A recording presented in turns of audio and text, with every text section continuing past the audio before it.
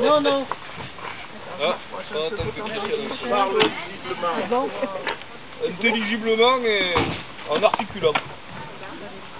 Ah, super.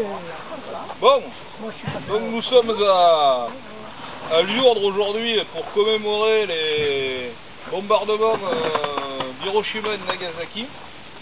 Donc la cérémonie, cette cérémonie se déroule ici depuis 20 ans, depuis 1998. Et donc le mouvement de la paix se réunit à Magali-Plage pour commémorer les centaines de milliers de morts en 1945 lors de l'utilisation par l'armée américaine de la bombe atomique contre un pays certes belligérant, mais surtout et d'abord contre un peuple, afin de montrer sa force. L'arme du diable était née et utilisée. Déjà le lendemain, le 7 août, les scientifiques les plus éminents et les pacifistes se levaient contre cette arme. Aujourd'hui encore, les descendants de ces victimes japonaises portent en eux les stigmates de cette arme. La course à l'arme nucléaire était née, et avec elle l'équilibre de la terreur. Comme si, pour montrer sa puissance et sa force, il fallait montrer sa capacité à éliminer l'humanité. La France, détentrice de l'arme atomique, est elle aussi tout autant criminelle. Ouvrons les archives militaires, intéressons-nous aux populations d'Algérie, de Polynésie, aux personnels civils et militaires qui ont travaillé sur le sujet. Ceux-ci sont aussi des Hibakusha, inquiets à l'idée de transmettre des handicaps à leur descendance. Il est temps de dire stop et de demander des comptes au gouvernement et au Parlement pour le programme de modernisation de l'arme nucléaire. Programme actuel qui continue malgré toutes ces victimes qui sont là. Les Hibakusha, donc ce sont les victimes des bombardements atomiques au Japon en 1945, demandent instamment l'élimination des armes nucléaires. Voici ce qu'ils racontent sur les bombardements. Les deux bombes atomiques qui ont été larguées les 6 et 9 août 1945 par l'armée américaine ont complètement détruit Hiroshima et Nagasaki en un instant et tué ou blessé des millions de gens sans discrimination, qu'ils soient civils ou militaires.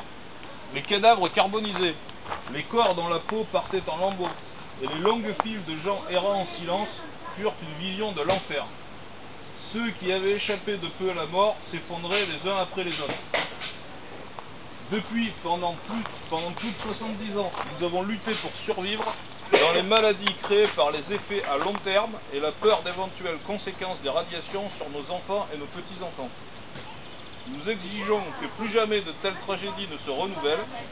Les armes nucléaires sont les armes du diable. Elles pourraient éliminer la race humaine, ainsi que toutes les autres créatures vivantes. Elles pourraient détruire l'environnement et transformer la Terre en une planète morte. Les êtres humains ont interdit l'usage, le développement, la production et la possession d'armes biologiques et chimiques par des traités et des protocoles d'accord. Pourquoi hésitons-nous à interdire les armes nucléaires qui sont tellement plus destructrices? Nous, les Hibakusha, appelons les gouvernements de tous les pays à conclure un traité qui interdise et élimine les armes nucléaires. L'âge moyen des Hibakusha dépasse aujourd'hui les 80 ans. Notre désir le plus profond est de connaître de notre vivant un monde libéré des armes nucléaires. Cet appel a été lancé en avril 2016. Donc aujourd'hui, en 2018, le traité d'interdiction des armes nucléaires a été adopté en juillet 2017 à l'ONU.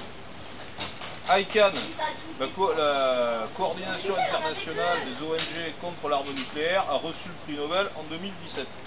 Et le mouvement de la paix appartient à ICAN. La campagne internationale de ratification prend très bonne tournure, avec 14 ratifications, dont 5 ce mois-ci. À 50 ratifications, le traité entrera en vigueur. 76% des Français souhaitent que la France s'engage dans un processus d'élimination des armes nucléaires. Un rapport parlementaire adopté en juillet par le Parlement, qui a été établi par messieurs Lecoq et Fanger, plaide pour que la France promeuve l'élimination des armes nucléaires. Donc on peut dire qu'aujourd'hui quelque chose bouge. Le mouvement de la paix de Corrèze continuera donc sa campagne contre l'arme atomique. C'est notre ADN, c'est notre raison d'être, celle du mouvement de la paix depuis 1948. Et donc nous ferons en sorte que la France ratifie le traité d'interdiction des armes nucléaires. Et pour ceux qui sont intéressés, vous pouvez nous rejoindre pour la Journée internationale de la paix en septembre et nous retrouver le 14 octobre pour les marches de la paix. Ce jour-là, le mouvement de la paix organisera une campagne en France devant les lieux du crime, puisque c'est pas que le Japon, c'est aussi la France avec les sous-marins nucléaires et les sites qui produisent les armes nucléaires. Et donc pour conclure, je voulais juste dire que l'arme atomique est la pire menace pour l'humanité, avec aussi l'environnement, mais l'arme atomique on pourrait mourir tout de suite si un État a lancé une bombe atomique, les conséquences seraient irréversibles. La paix et la culture de paix sont le seul facteur de bien-être pour l'humanité. Et donc c'est pour ça qu'on est là ce soir, pour affirmer la paix. Je vous remercie.